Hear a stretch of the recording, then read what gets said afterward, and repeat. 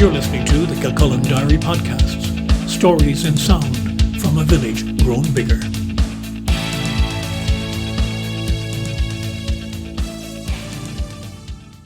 Hello, I'm Brian Byrne, and this is Kilcullen Diary. This is the second episode in a series called The Accidental Pilgrim, recalling my thoughts during a Kilcullen Parish pilgrimage to the Holy Land in 2007. Even though I'm not a religious person, the trip still resonates after a decade and a half for lots of reasons. Sitting at a table on the shore of the Sea of Galilee, it was a scruffy kind of a place, really. A lot of litter, just like the beaches at home. I had to wonder what kind of litter there was when Jesus walked these shores looking for a fisher of men. Certainly no Coke bottles, or cigarette packages, or the leftovers from somebody's lunch on another table. There could have been corpses sometimes, when the Romans made examples of those who defied their rule.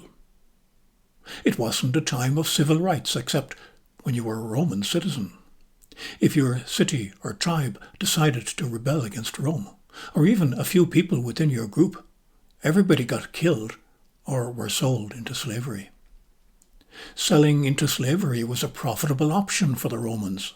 They built the Colosseum on the profits made from tens of thousands of prisoners sold after the sacking of Jerusalem and the plundering of the temple.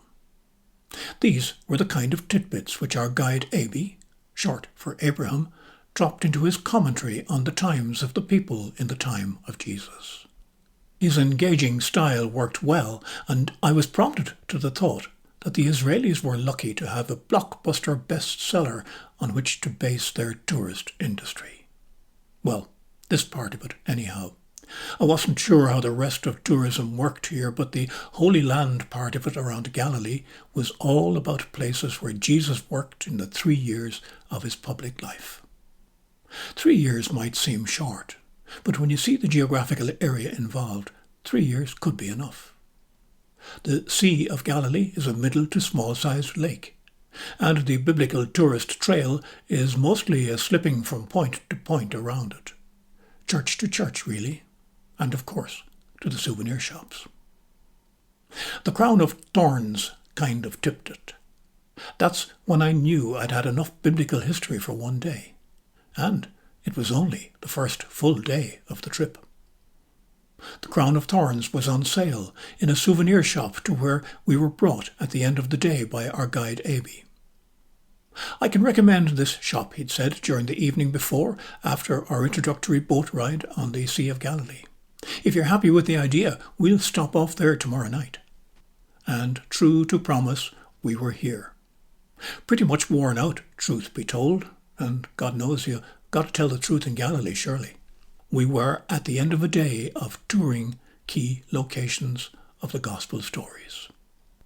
It began with the Sermon on the Mount and finished with the church that marks where Jesus is said to have made Peter his first pope, even if that wasn't what he called him. In between, we'd visited the Golan on the way to and from Banias.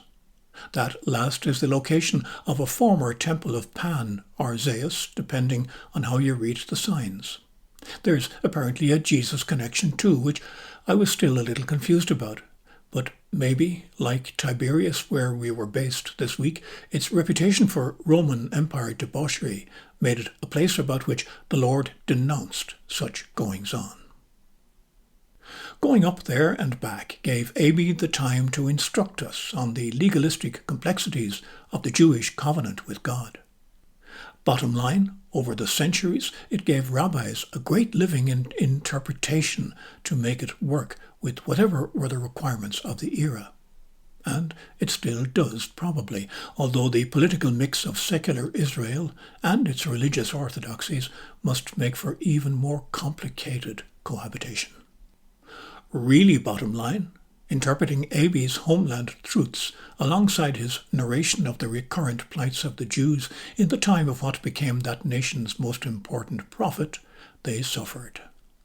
Kind of like Irish history, really, but Jews suffered in one of the cradles of old civilization, whereas Irish suffering was of a much more recent vintage. and we may even have just got over it. AB's Israel official doctrine. Rome ruled, Jews suffered.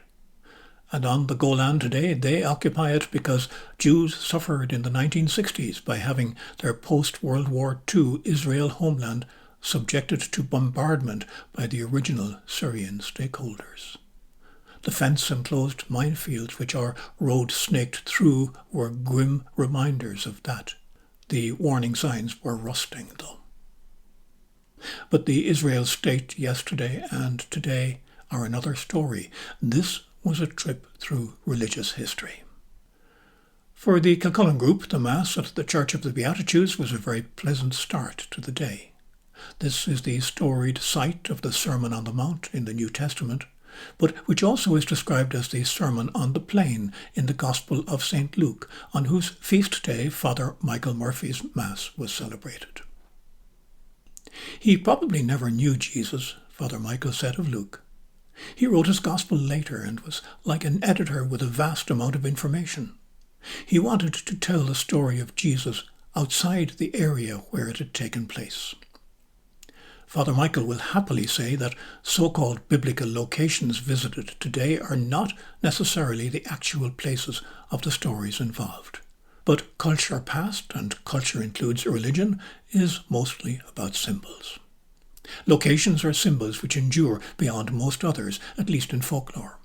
And even if they're not quite right geographically, they're lodestones of belief.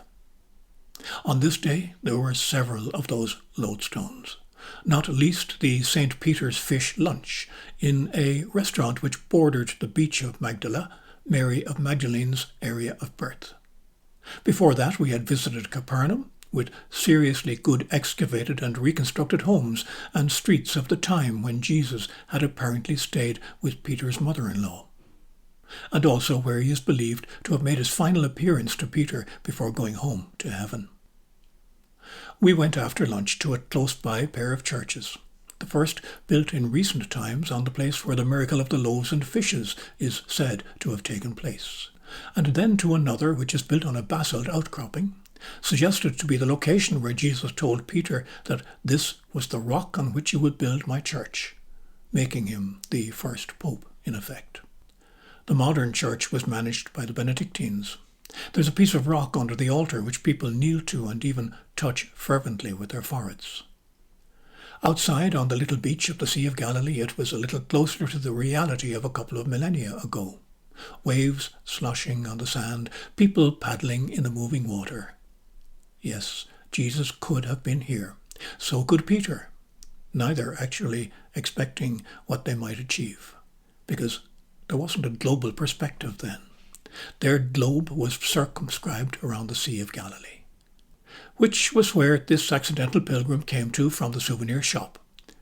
It was a pushy place, high-priced too, and AB had the seat inside the door, on his mobile doing whatever tour guides do when they're in places that they recommend to their charges. There were two sizes of crowns of thorns, both of olive wood and with guarantees of origin. I didn't look at the prices, but I wondered what kind of friend you would bring home such a souvenir to. And look, I got your right size. I'm Brian Byrne. This is Kilcullen Diary. Thanks for listening.